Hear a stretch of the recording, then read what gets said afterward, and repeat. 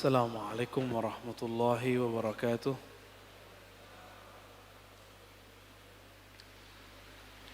Alhamdulillah rabbil alamin, hamdal hamidin, hamdal mustaghfirin, hamdan yuafi ni'amahu wa yukafi'u mazidah. Asyhadu an la ilaha illallah, asyhadu anna Muhammadan abduhu wa rasuluh. Allahumma salli wa sallim wa barik ala sayyidina Muhammad wa ala alihi wa ashabihi wa li baitihi wa zurriyatihi ajma'in. Jemaah subuh yang diberkahi Allah, kita masuk ke bab yang penting dalam tasawuf, yaitu mujahadatun nafs wa tazkiyatuha. Mujahadah, melawan jiwa, melawan nafs, dan tazkiyatun nafs. Ini penting karena banyak orang berbicara tasawuf, gengsi, lalu menggantinya dengan salah satu babnya saja dengan istilah tazkiyatun nafs. Padahal tazkiyatun nafs itu baru permulaan dari tasawuf.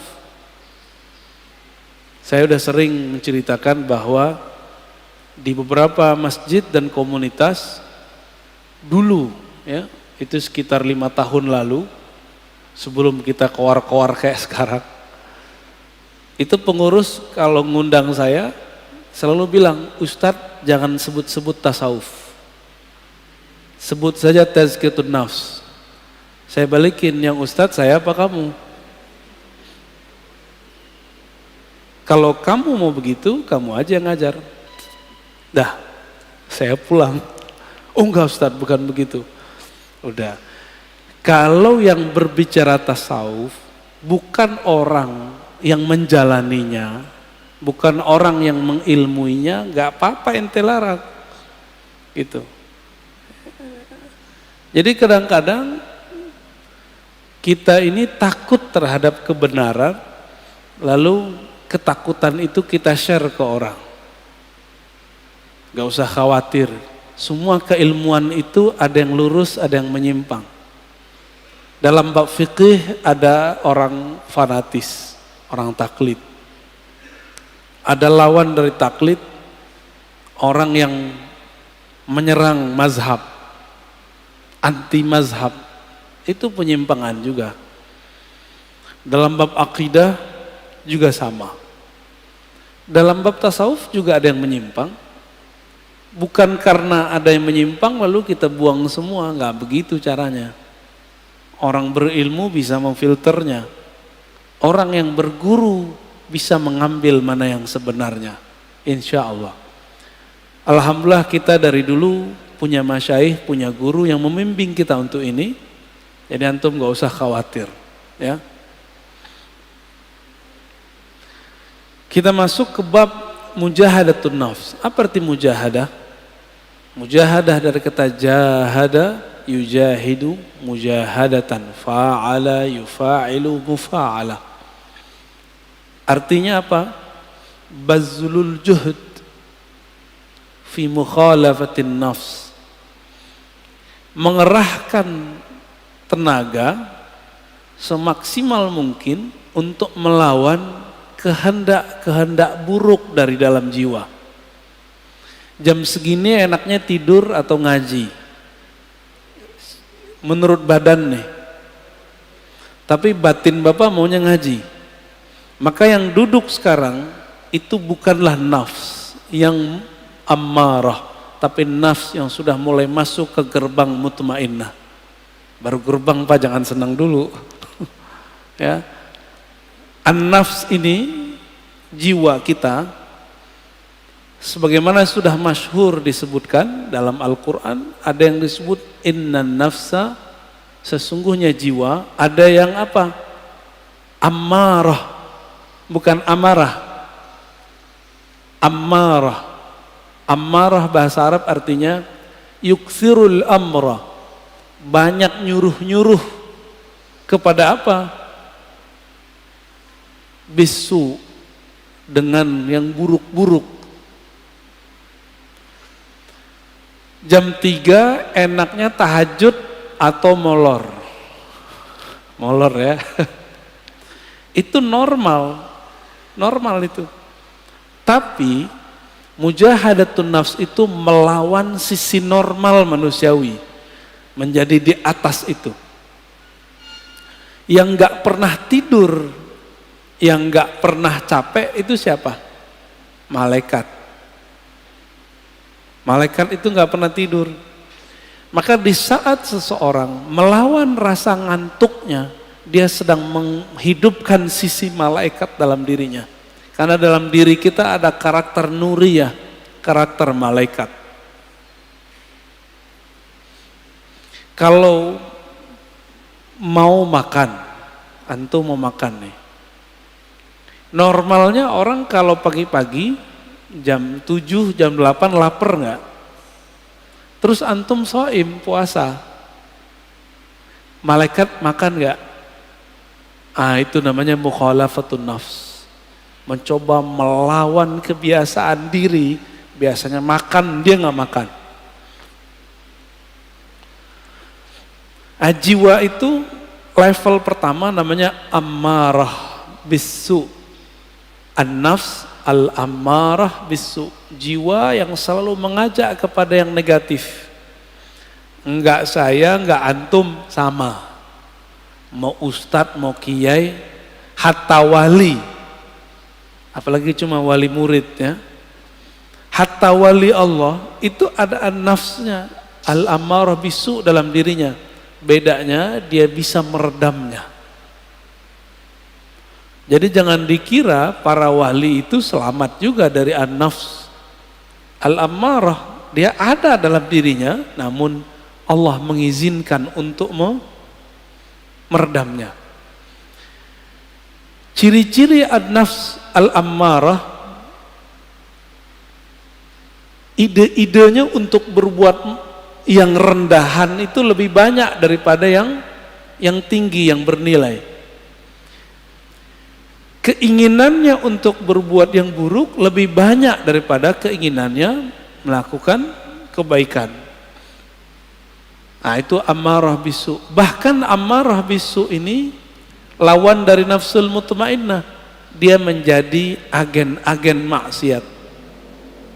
Kalau ada dia, maksiat tambah seru. Itu ammarah bisu. Sebenarnya itu diri kita sendiri ya. Jadi jangan dilihatkan ke orang, itu kita sendiri. Kalau dia agak baik dikit, dia menjadi an-nafs al-lawwamah, jiwa yang lawwamah. Apa arti lawwamah? Lama yalumu lauman, mencela. Lawwamah yang banyak mencela dirinya, menyalahkan dirinya. Coba antum abis maksiat, nyesel nggak? Abis nyesel, nyalahin diri nggak? Atau nyalahin orang? Sama, nyalahin diri, nyalahin orang berarti an-nafs al-lawwamah. Ada penyesalan, lalu mengalamatkan penyesalan itu ke orang lain. Ini gara-gara dia nih, gitu ya. Atau ke diri sendiri. Kalau sudah bisa menyalahkan diri sendiri, berarti sudah lolos dari nafsul ammarah masuk ke nafsul lawwamah. Dari nafsul lawwamah sudah di ujungnya, karena sudah bisa memandang bahwa diri kita lah yang bermasalah. Ciri-ciri nafsul lawwamahnya belum bisa disembuhkan. Kalau maksiat, kalau salah, selalu menyalahkan orang. Ini kena handphone nih, ini karena musik nih, musik yang disalahin. Kan baru muncul kemarin ada artis mau hijrah, mau tobat, yang disalahin gitarnya, yang disalahin dia, yang maksiat yang disalahin musiknya. Musik itu awal pembuka maksiat. Masya Allah, saya nggak bela-bela musik juga karena saya nggak bisa main musik. Tapi kalau dia menyalahkan musik, berarti dia belum menyalahkan dirinya sendiri. Yang disalahkan diri kita sendiri. Anda mau tanya sama antum, lebih berbahaya musik atau smartphone? Penyebab maksiat. lebih banyak maksiat yang ada di smartphone yang antum pegang itu atau musik? Cuma karena musik, banyak lawan jenis yang suka sama dia, lalu dia tergoda. Yang dia salahkan musiknya. Ada kok orang main musik gak tergoda, malah gak laku-laku juga ada. Jadi gagal karena belajar tazkiyatun nafsnya tidak benar. Belajar tazkiyatun nafsnya ala hawa nafsu yang baru. Jadi belajar tasawufnya tidak dengan cara ulama ahli tasawuf, tapi dengan cara ulama yang mengharamkan tasawuf. Akhirnya begitu jadinya. Ya, terjadilah yang antum tonton beberapa bulan ini. Rame nggak? Rame, ya. Berarti ada yang masalah dalam dirinya, ada masalah dalam gurunya. Karena tidak bisa mengarahkan. Jika engkau ingin menyalahkan orang, salahkan diri sendiri. Kita kalau maksiat nggak usah salahkan orang, kita yang masalah. Baik. Nafs berikut apa? Udah lawamah naik ke mulhamah, fa'alhamaha fujuraha wa taqwaha. Setelah Allah menyempurnakan jiwa, maka Allah mengilhamkan kepada jiwa bahwa di dalam dirimu hai jiwa ada fujur dan takwa. Ini banyak yang salah terjemah ayat, dikira Allah lah yang membisikkan kepada jiwa keburukan dan kebaikan. Bukan, coba perhatikan ayatnya. Fa'alhamaha fujuraha. Lalu Allah mengilhamkan, memberitahukan kepada jiwa sifat buruknya ini loh, dan takwaha, sifat baik kamu ini. Bukan terjemahannya Allah lalu membisikkan supaya dia berbuat baik atau berbuat buruk, nggak begitu, ya. Ini ada fi di dalamnya. Fa'alhamaha fujuraha wa taqwaha.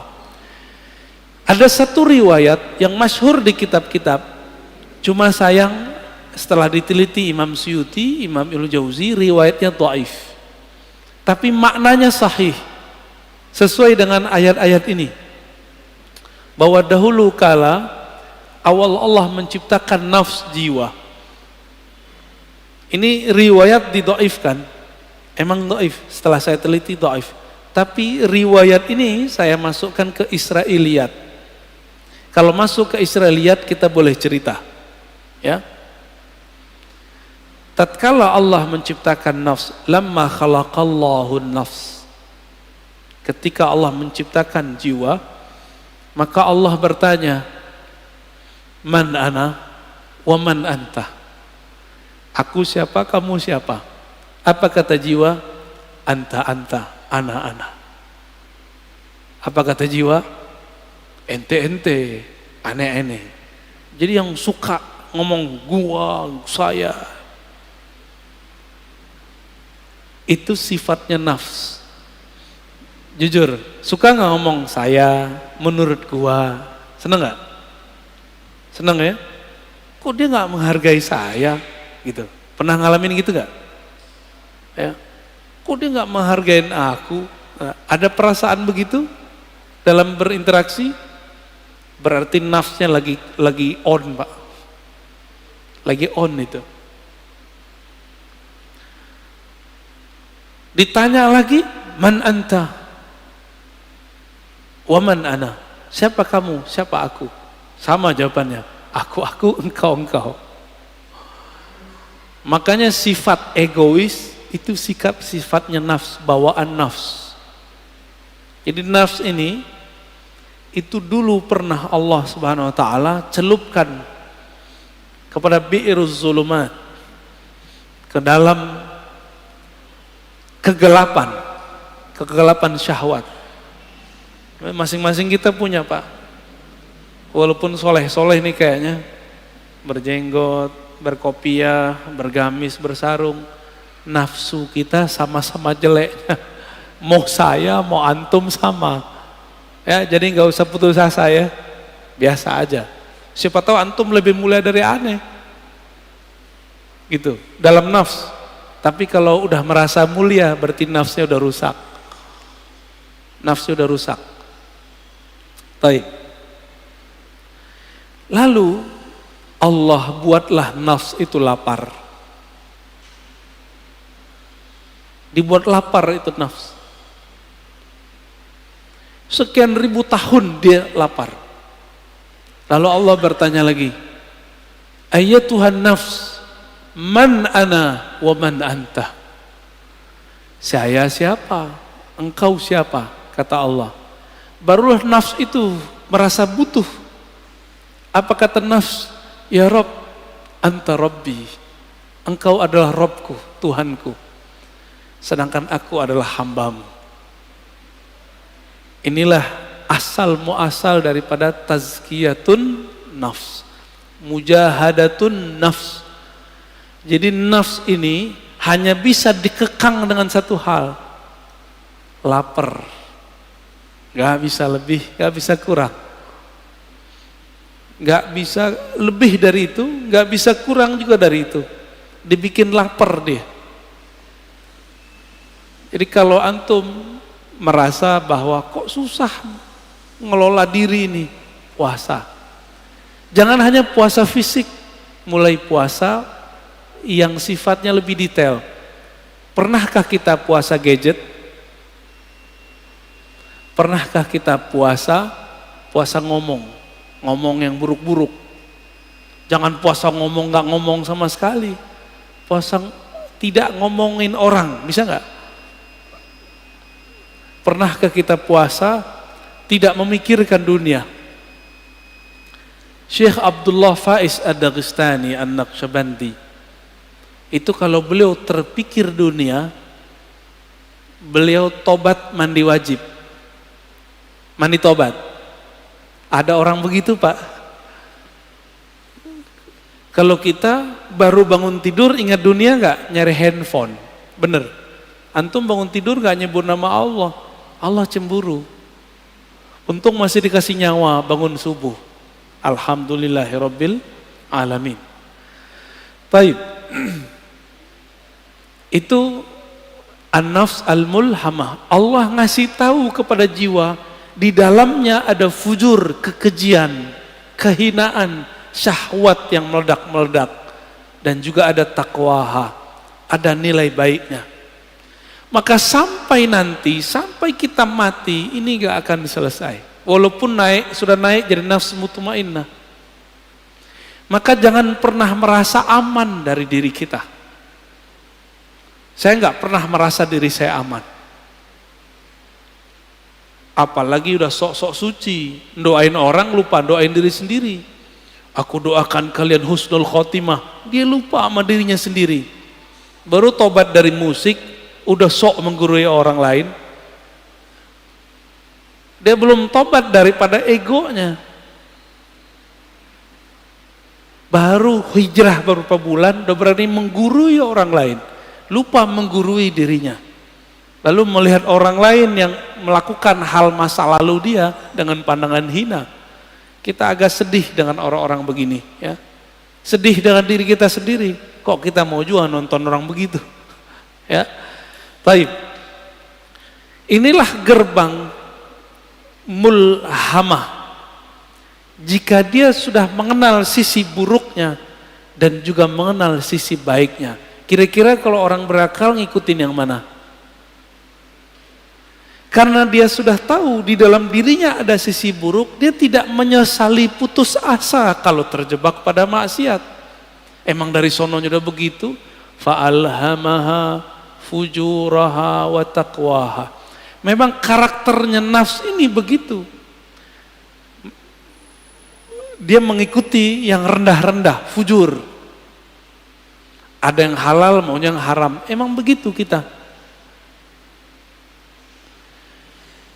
Maka Bapak Saudara makan Allah, kalau kita sudah tahu, coba lihat filosofinya. Kenapa Allah tidak pertama kali mengatakan fa'alhamaha taqwaha wa fujuraha. Tapi yang dimulai apa? Fujur dulu baru takwa. Walaupun secara bahasa Arab wow itu artinya setara, tapi secara makna apa kata Imam Syafi'i? Ibda bima bada'ahu Allah. Imam Syafi'i itu kalau ketemu ayat susunan, maka beliau mengatakan mulailah memperhatikan dari mana Allah memulai. Itulah rahasianya. Bahwa orang itu pasti muncul dulu fujurnya, kekejiannya. Jangan-jangan saya lebih keji daripada antum kan? Kan nggak tahu juga. Jangan-jangan yang berbicara ini lebih hina daripada yang mendengarkan. Tapi jangan putus asa. Allah itu ngasih tahu bahwa diri kita hina. Kalau kita terjebak, jangan putus asa. Kita punya sisi yang takwa. Disebut tobat. Gitu. Maka orang-orang yang bertobat dari masa lalunya dengan menyalahkan dirinya sendiri, tidak menyalahkan orang lain, lalu mentazkiyah dirinya, membersihkan dirinya, baru kemudian membicarakan yang lain. Orang ini sudah mulai naik ke makom berikutnya, an-nafs al-mutmainnah, jiwa yang tenang. Lalu bagaimana cara supaya jiwa itu bisa dibersihkan? Maka kita katakan mujahadah itu nama sekolahnya, kurikulumnya namanya tazkiyatun nafs. Bisa bedain. Tasawuf itu nama kampungnya. Jadi tidak ada namanya tazkiyatun nafs kalau tidak bertasawuf. Nggak akan ada, Pak. Oh, ini sudah ada sebelum tasawuf. Iya, tapi itu spiritnya tasawuf. Tazkiyatun nafs itulah yang disebut dengan taubah. Tazkiyatun nafs itu disebut dengan taubat. Dimulai dengan tazkiyah nafs itu dengan cara puasa, taubat, ya, taubat dari dosa. Jadi kalau kita turunkan tasawuf, mujahadatun nafs, apalagi tazkiyatun nafs, begitu modelnya. Jadi kalau ada orang mengajak kajian tazkiyatun nafs tapi tidak memulai dengan tasawuf, gimana kurikulumnya? Pasti ada halalnya, pasti ada kelemahan-kelemahannya. Kayak gitu modelnya. Ya, karena nggak tahu petanya tadi, dimulai dari jiwa yang empat. Ammarah, lawamah, mulhamah, baru masuk mutmainnah. 4 aja udah cukup dulu sebelum yang 3 yang lain. Jadi taubat itu bukan saja dengan cara mencela maksiat kita. Taubat itu dengan cara tazkiyah, itu pertama. Lalu tahliyah yang kedua. Apa arti tazkiyah? Membersihkan diri dari yang kotor. Kita kalau mau sholat, tubuh kita kotor, kita langsung sholat atau mandi dulu? Mandi itu namanya tazkiyatun nafs. Mandinya orang-orang maksiat, tobat. Supaya simbol dan maknanya nyatu, maka ada namanya mandi tobat. Nah, pernahkah kita mandi tobat? Maka mulai pagi ini, coba Bapak sekali sehari niat kalau mandi itu mandi tobat. Mau ngamalin? Ya. Jadi ketika kita mandi, kalau mandi tobat berani nggak pakai celana? Maka pakai kain basahan. Kecuali antum bukan mandi tobat. Pakai kain basahan atau pakai celana kita mandi. Cara mandinya gimana? Mulai dari wudu. Lamain di kaki, siram kaki kita dulu. Udah siram kaki, mulai pundak, baru kepala. Niatkan, ya Rob, ampuni dosaku. Jadikan dosaku hanyut seperti hanyutnya daki-daki di badanku dengan air ini. Dalam hati kita ngomong. Itu cara mandi tobat. Dulu mandi tobatnya cuma diajarkan di surau-surau, zawiyah-zawiyah. Ini sekarang kita bagiin aja lah. Ya. Lama amat antum mau jadi orang bener. Kita juga lama menjadi orang benar. Dulu harus ngaji dulu. Nah, sama-sama belajar benar kita, ya. Mau ngamalin ya? Sama-sama kita amalkan mandi tobat. Bid'ah itu Ustaz. Ya, makan aja tuh bid'ah itu. Ini udah diamalkan banyak ulama. Dari mana dalil mandi tobat? Teman-teman, orang masuk Islam mandi nggak? Dianjurkan mandi nggak? Bener. Maka ada mandi dari kafir masuk Islam. Dari situ ulama kita ngambil, kita sudah Islam, melakukan maksiat, udah tahu lebih gede nggak dosanya? Lebih gede dosanya. Maka secara batin lebih kufur. Masuk lagi ke ranah iman, kita mandi lagi. Dari situ dalilnya. Ya. Jadi mandi tobat bukanlah bid'ah, mandi tobat adalah sesuatu yang lebih sunnah daripada mandinya orang kafir masuk Islam. Orang kafir masuk Islam wajar, dia tadinya kafir, sekarang masuk Islam. Kita ini sudah Islam, tapi melakukan kerjaan orang-orang kafir. Lebih kufur nggak?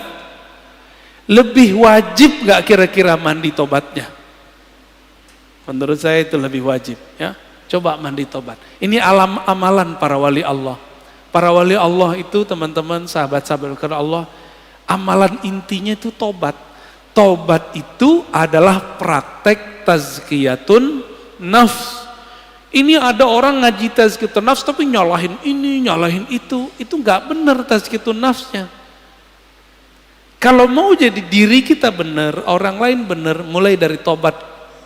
Tobat itu isinya apa? Muhasabatun nafs wa nadmuha. Menghitung-hitung kesalahan diri lalu menyesalinya. Maka Nabi berkata, an-nadamu taubah. Hadis sahih.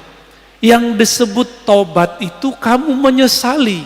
Bagaimana mungkin menyesalinya kalau tidak pernah menghitung kesalahan diri sendiri? Pernah nggak ngitung kesalahan kita? Yang ada kita ngitung kesalahan orang.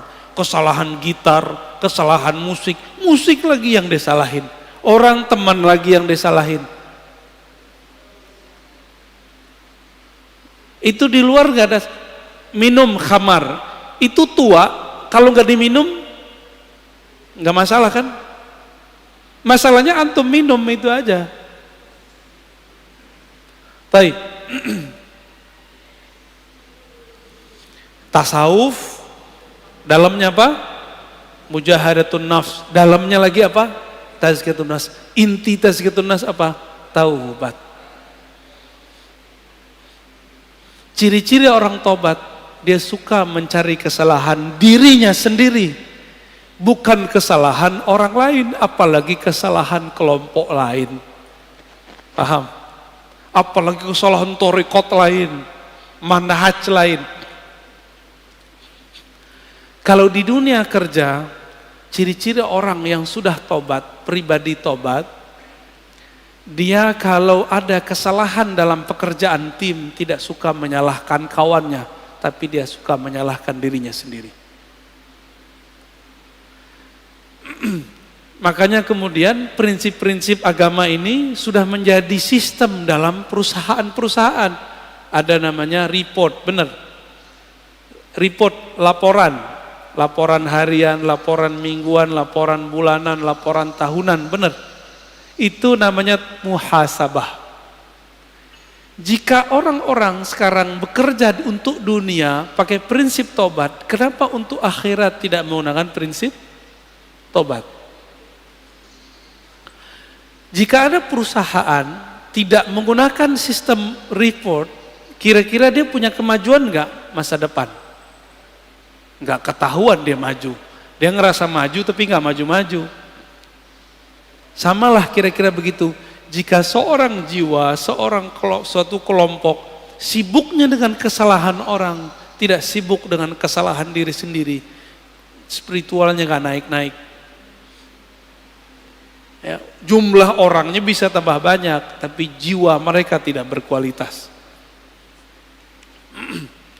Di dalam Al-Quran, Allah berfirman, "Wajahidu fillahi haqqa jihadih." Dan berjihadlah bermujahadalah, ya. Mujahidu artinya bermujahadahlah. Fillah. Jadi ada dua, jihad itu fi sabilillah, sedangkan mujahadah fillah. Bisa bedain? Jihad di jalan Allah, kita sedang memperjuangkan agama Allah, itu jihad fi sabilillah. Tapi kalau kita sedang melawan diri sendiri, itu namanya jihad fillah. Jihad mengalahkan diri, memenangkan Allah, itu namanya surat, ya, surat Al-Hajj ayat 78. Ini dalilnya kita. Kalau orang bertanya dalil, apa dalil mujahadatun nafs? Ini dia.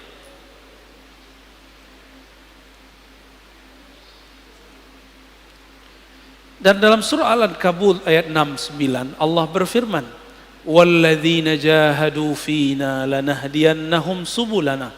Orang-orang yang bermujahadah, yang bersungguh-sungguh melawan dirinya untuk mendapatkan ridho kami. Lanahdiyannahum subulana. La di situ bukan la tidak, tapi sungguh. Sungguh ada nun taukid di belakangnya. Sungguh aku akan bukakan jalanku, akan tunjukkan subulana. Maka teman-teman, jalannya mujahadah itu banyak. Kalimatnya di sini subul. Apa arti subul? Jamak dari sabil. Subul, sabil artinya tariqah. Subul sama dengan turuk, artinya jalan-jalan. Banyak jalan. Berarti jalan untuk memperbaiki diri itu lebih dari satu, tidak hanya satu thariqah, bisa banyak thariqah. Tidak hanya satu manhaj, tapi banyak manhaj. Adapun ayat yang mengatakan la tattabi'us subul, jangan ikuti jalan-jalan, itu maksudnya jalan kemusyrikan. Adapun kalau sudah masuk ke dalam Islam, di situ banyak metodologi. Ini dia. Jadi kenapa thariqah itu banyak? Beda sahabat, beda thariqah. Sayyidina Umar itu kalau beliau salah puasa 40 hari, tidak tidur 40 malam.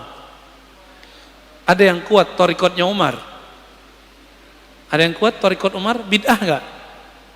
Pernahkah Nabi mengajarkan kepada Umar, "Hai Umar, puasalah kamu 40 hari, janganlah tidur 40 malam." Ada enggak dalilnya? Pernah enggak Nabi ngomong?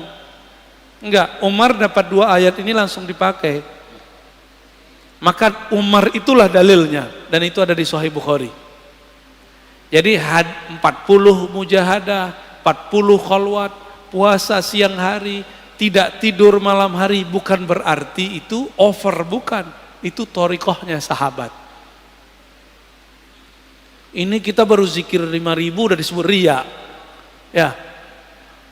Kita baru kemudian gak tidur malam hari disebut berlebihan. Umar tiap malam gak bisa tidur. Karena dia merasa bersalah kepada Rasulullah sallallahu alaihi wasallam. Ilmu tazkiyatun nafs ini hanya ada di thariqah sufi.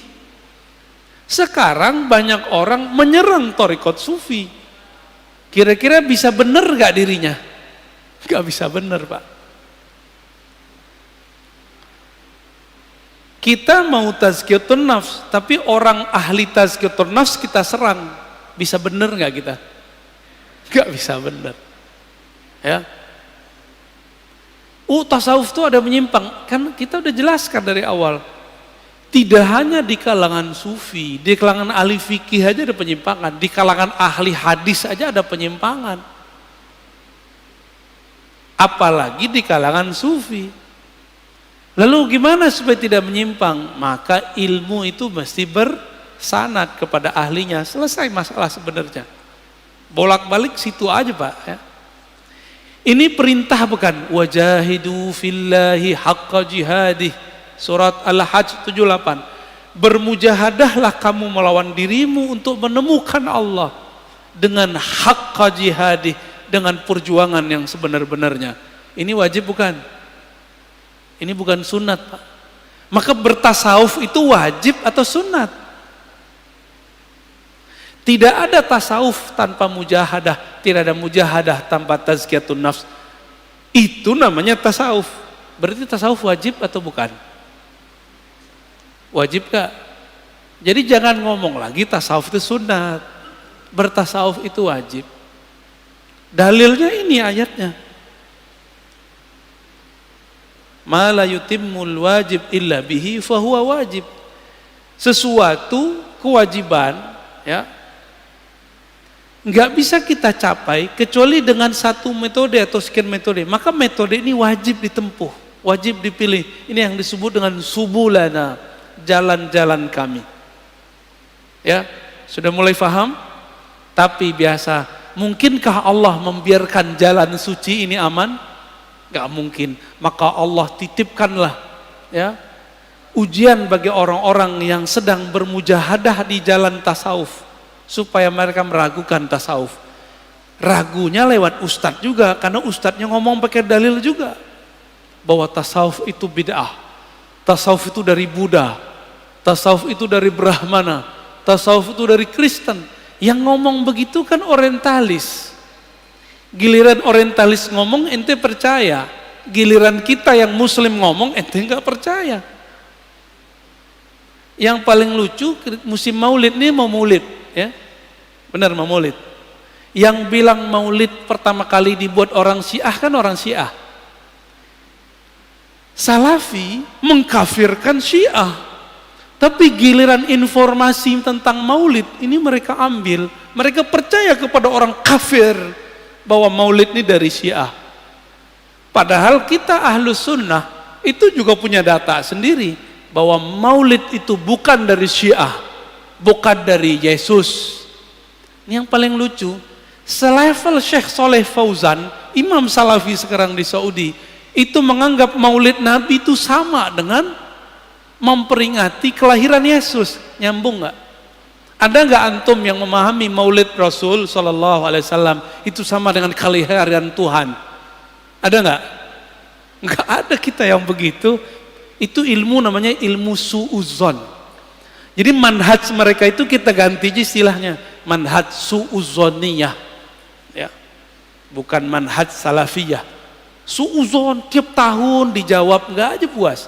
Tahun lalu kita udah bales. Ini mau mulai lagi nih. Siap-siap ntar ya bulan maulid. Ini so far Ustaz ya. Oh bulan maulid terame lagi. Jangan antum kira kita jawab sekarang nanti mereka adem lagi, enggak. Tahun depan lebih gawat lagi. Tahun berikutnya lebih gawat lagi. Apa kata Syekh Saleh Fauzan? Aneh masih mending bilang dia Syekh ya. Mereka udah nggak bilang kita Ustadz, Buya, Kiai. Nggak masalah. Kita nggak mau dianggap sama mereka. Kita mau dinilai oleh Allah Subhanahu wa ta'ala. Apa kata dia? Ini tasyabbuh dengan orang-orang Masihi, orang Kristiani. Kalau tasyabbuh menyerupai orang Kristen itu dalam akidah kita kan kafir. Kafir dong pelaku maulid. Maka kalau baca ayat Qul ya ayyuhal kafirun itu isinya orang-orang maulid ya. Nauzubillah min dzalik. Membawa ayat suka-suka. Dan kebetulan kebenaran pelaku maulid kebanyakan orang-orang tarekat sufi. Orang Betawi itu dulu gurunya sufi Pak. Makanya di kampung-kampung Betawi nggak ada namanya bulan seri bulan maulid sama Ramadan dua aja. Tiap bulan ada maulid, bener nggak? Tiap bulan ada barzanjian, tiap bulan ada dibaan, tiap bulan baca Syaraful Anam. Karena setiap hari Senin mereka mengingat ada kelahiran Nabi Sallallahu Alaihi Wasallam. Dianggap itu Syiah, ya. Allahumma sholli ala Muhammad.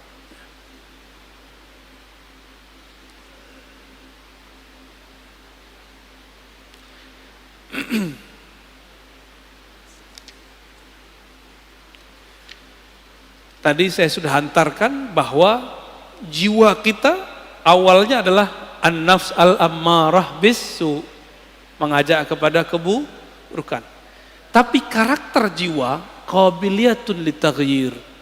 Jiwa ini bisa dilatih. Allah tadi melatih jiwa pakai apa? Pakai puasa, benar. Maka coba antum latih jiwanya dengan puasa. Masalahnya, orang kayak kita ini mau coba latih diri sendiri, sukses nggak? Antum mau coba-coba latihan sendiri, sukses nggak? Orang mau nulis aja harus ada gurunya. Hebat amat antum ketika mau melatih diri sendiri tapi tidak punya guru. Siapa kita? Ada yang lebih tinggi dari Imam Ghazali di sini. Imam Ghazali butuh guru nggak? Berguru dia kepada Abu Ali Al-Farmadi. Imam Nawawi berguru nggak? Berguru. Imam Subuki berguru ke Imam Ibn Athaillah Sakandari.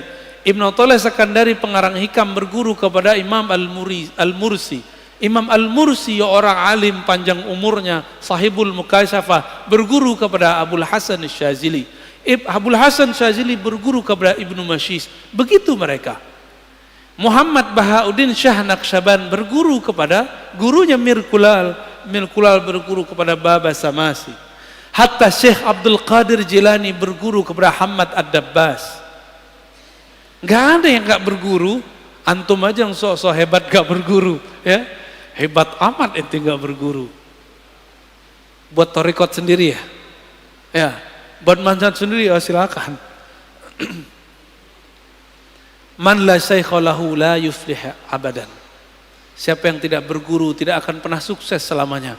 Siapa yang belajar bahasa Inggris nggak berguru nggak akan sukses berbahasa Inggris. Siapa yang tidak berguru untuk bahasa langit, dia tidak akan bisa berbicara dengan bahasa langit. Itu bahasanya ya, horornya kira-kira begitu. Malaikat itu kan makhluk langit. Jika karakter mereka mau kita pinjam, maka ini bahasa-bahasa mereka kita harus pahami. Bahasanya bukan bahasa mulut. Ya. Maka wajib seseorang itu berguru bertarekat ketika mau tazkiyatun nafs. Nggak bisa pengajian kita begini Bapak. Ini cukup untuk keilmuannya. Setelah diilmui baru masuk kepada prakteknya.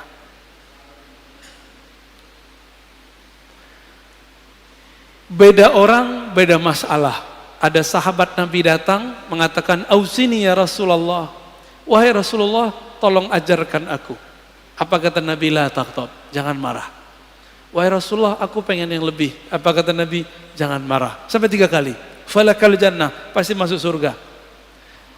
Datang orang lain bertanya, wahai Rasulullah, apa amalan terbaik? Nabi menjawab, it'amut ta'am, kamu memberi makan. Datang orang yang lain, wahai Rasulullah, apa aman paling tinggi? Nabi mengatakan, al-imanu billah, percaya kepada Allah. Berarti beda orang, beda cara. Inilah dalil kenapa thariqah itu banyak. Paham? Ustadz, saya pusing, kenapa di sono ada Tijaniyah, di sono ada Idrisiyah, di sono ada Naqsyabandiyah, di sono ada Samaniyah, di sono ada Syaziliyah, di sana ada Qadiriyah. Kenapa? Memang dari nabinya sudah begitu. Antara Sayyidah Aisyah beda thariqah dengan Sayyidah Juwairiyah dan Safiyah.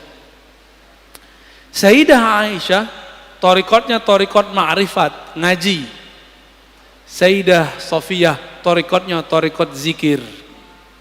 Makanya Sayyidah Safiyah dan Juwairiyah dia punya biji-biji 4.000 dan Nabi tidak pernah membid'ahkannya. Nabi cuma melihat orang ini istrinya sudah naik makom, maka ada zikir yang ngitung, ada zikir tanpa menghitung. Enggak seperti kelompok sebelah bilang ini menghitung bid'ah. Enggak ada di lafaz hadisnya bid'ah. Malah Nabi biarin itu ya. Sedangkan Sayyidah Aisyah thariqahnya ngaji. Maka Aisyah itu kalau di rumah debat mulu. Debat sama Nabi. Masa sih Rasulullah terturun lagi ayat. Jadi karena Aisyah tuh banyak ilmu turun. Jadi kadang-kadang ustadz kiai ini kalau punya istri cerewet dikit bersyukur, nanti ilmunya keluar. Apalagi wali ya, wali itu ujian paling beratnya istrinya sendiri. Serius. Ya. Waliullah itu ujian pertamanya istrinya. Antum tahu Sayyidina Umar itu waliullah bukan? Waliullah bukan? Ada yang meyakini Umar bukan wali, pasti Syiah. Sayyidina Umar di rumah itu dikata-katain bininya. Ente nih wali, kira-kira begitu. Masa Amirul Mukminin begini? Enggak beres ngurus umat. Dikata-katain sama bininya. Dia pasrah aja, dibiarin aja. Bukan berarti Umar gak ada harga dirinya. Itulah cara Umar yang biasa ngata-katain orang di luar, sekarang dia terima gak dikata-katain sama bininya sendiri? Apa perasaannya dikata-katain oleh orang dekatnya sendiri? Umar berhasil melewati itu, pantas beliau jadi wali. Antum ini beda dikit paham sama bini udah tengkar, udah minta cerai. Udah langsung bilang, kamu ini menentang Allah dan Rasulnya. Yang ditentang ente, bukan Allah dan Rasul. Jangan bawa-bawa pemahaman kita satu level dengan Allah dan Rasul. Pemahaman kita ini bisa salah. Allah dan Rasul tidak pernah salah. Istri suka posting dirinya, jangan langsung dihardik. Pelan-pelan, Dek. Setiap nikmat itu pasti ada yang iri. Kamu begini ntar ada yang iri, urusan dia. Ntar lama-lama pasti ada yang ngecengin tuh cewek ya, istri kita tuh, atau pasangan kita, atau adik kita, atau teman kita. Nanti dia sadar sendiri.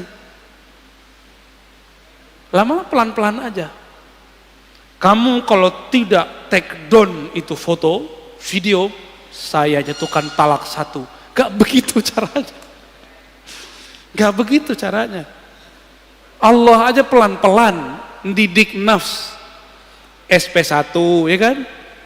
Wahai nafs, wahai jiwa, aku siapa, engkau siapa? Sampai yang ketiga baru dididik, dikasih ancaman. Gak dikasih makan. Begitu caranya ya. Jadi jangan main SP aja baru ngaji berapa kali. Baru santri kilat, belum santri beneran. Udah belagu aja kayak santri ya. Antum belajar torikotnya sih bagus, antumnya gak bagus. Jangan bawa-bawa kemurnian torikot itu menjadi standar kita. Ya. Man zayyana zahirahu bil mujahadah hassanallahu sarairahu bil musyahadah. Guru Imam Abul Qasim Al-Kushairi namanya Abu Ali Ad-Daqqaq. Abul Qasim Kushairi ini punya murid Abu Ali Al-Farmadi. Abu Ali Al-Farmadi punya murid namanya Ghazali dan Yusuf Al-Hamadani. Yusuf Al-Hamadani umurnya panjang, ilmunya sama dengan Ghazali. Yusuf Al-Hamadani punya murid namanya Imam Abdul Khaliq Ujudawani, melahirkan nanti Thariqat Naqsyabandiyah di Uzbek. Di Baghdad dia punya murid Abdul Qadir Jilani, muridnya mendirikan Thariqat Al-Qadiriyah. Makanya Qadiriyah Naqsyabandiyah ini gak boleh tengkar Pak, ini saudaraan, karena syekhnya ke atas ketemu. Ya, kakek gurunya namanya Abu Ali Ad-Daqqaq menurunkan sebuah rahasia. Kenapa kita mesti mujahadah? Man zayyana zahirahu bil mujahadah. Siapa yang menghiasi dirinya, menyibukkan dirinya yang zahir. Yang zahir ini puasa, banyak ruku sujud, banyak tobat, banyak menempa diri jiwanya. Maka Allah akan sempurnakan, indahkan sirnya. Hassanallah sarairahu bil musyahadah. Allah akan bukakan jiwanya dengan menyingkap sesuatu tentang dirinya. Dan syukur-syukur sampai kepada musyahadah, memandang kepada nama Allah, fiil perbuatan Allah, sifat Allah. Syukur-syukur Allah tunjukkan ihsan bertemu dengannya. Maka orang-orang yang tidak sibuk mendidik dirinya karena dia tidak punya guru, orang-orang ini tidak akan pernah sampai kepada Allah. Kenapa? Mikir, ini antum kalau nggak punya guru, mandang zikir 100 aja lama. Tapi kalau punya guru, jangankan 170.000 aja dijabanin. Coba aja kalau punya guru. Sekarang coba sebut zikir 70.000, kebayang berat nggak? Jangan dengan 70.000. Kita bilang zikir ya pagi sore 1.000, antum pasti langsung kabur. Ya, tidak boleh ikut kajian saya kecuali paginya dan sorenya zikir 1.000. Pasti nggak ada yang datang. Atau doang. Ya, itu zikir. Nah, nanti ada bab setelah ini, insya Allah di bulan depan kalau umur kita panjang. Pengurus mintanya 2 kali. Tapi kalau 2 kali sayanya nggak kuat ya. Semoga nanti ada waktu. Nanti ada bab tentang zikir.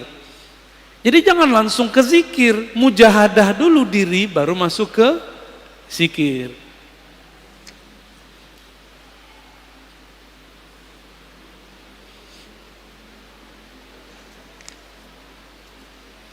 Semua ulama ahlullah sepakat jalan menujunya dimulai dengan mujahadatun nafs, melawan diri sendiri. Tadi udah paham di dalam mujahadah ada apa? Tazkiyatun nafs. Dalam tazkiyatun nafs ada apa? Taubat. Maka at-taubah bidayatut thariq ilallah.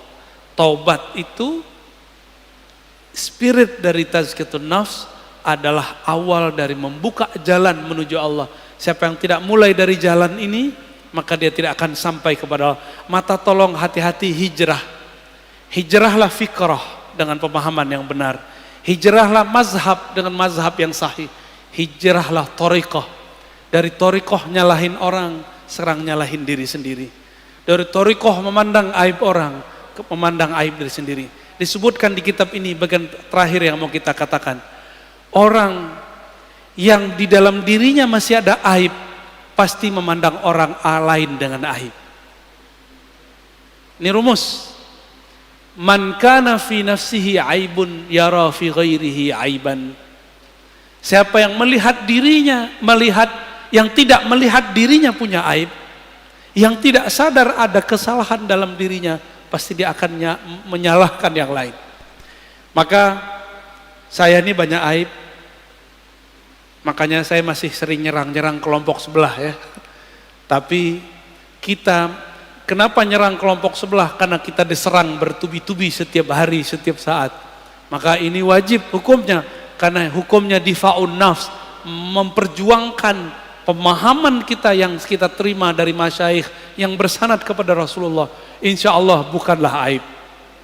Menurut antum aneh ketika Rod mengkritisi kelompok sebelah yang mengkafir-kafirkan pelaku tawassul, yang membid'ahkan amalan kita, menurut antum itu sibuk dengan aib orang atau gimana? Enggak, saya tidak meniatkan itu.